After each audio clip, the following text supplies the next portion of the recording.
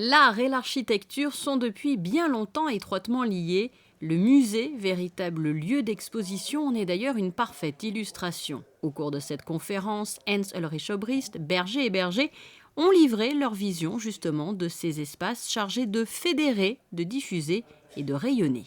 Je suis très ravi d'être ici à Monaco, puisque pour moi, il y a ce lien très fort à Diaghilev, vous voyez, puisque en fait, quand j'ai commencé, j'étais très inspiré par le travail de Diaghilev, qui évidemment, en commençant par faire des expositions d'art, de plus en plus, à travers les ballets russes, combiner toutes les disciplines. Et pour moi, cette approche d'aller au-delà d'un domaine et à travers l'exposition, d'une certaine façon, mettre les disciplines en contact a toujours été au cœur de mon travail. Donc, l'idée qu'on parlera de différents projets, les immatériaux de Lyotard, le Fan Palace de Cedric Price et différents des expos que j'ai faits, inspirés par Diaghilev, par Cedric Price.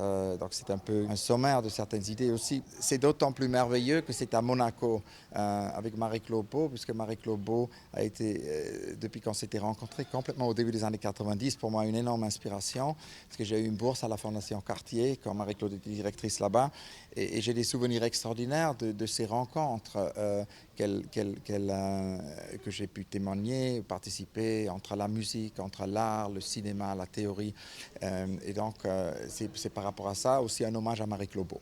Autres intervenants au cours de ce dernier rendez-vous du cycle de conférences 2017 de la Fondation Prince-Pierre, le plasticien Laurent et l'architecte Cyril, qui collaborent depuis une dizaine d'années sous l'identité Berger et Berger.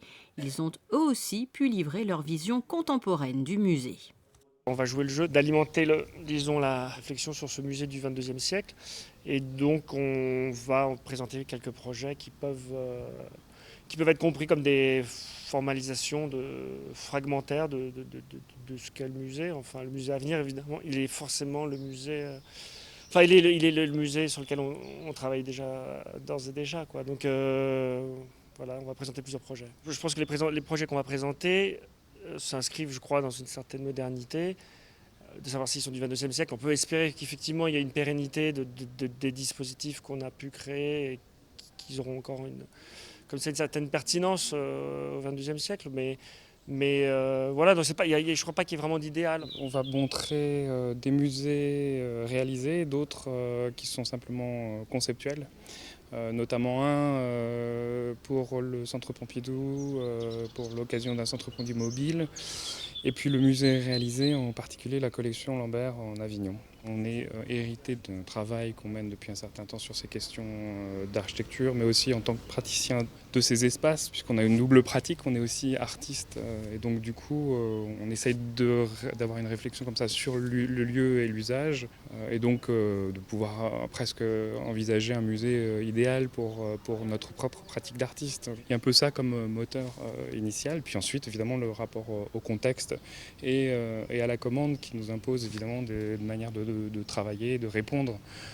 Et il n'y a pas de solution comme ça toute faite. Donc il y a des élaborations qui sont faites à partir de données préétablies d'un programme, etc.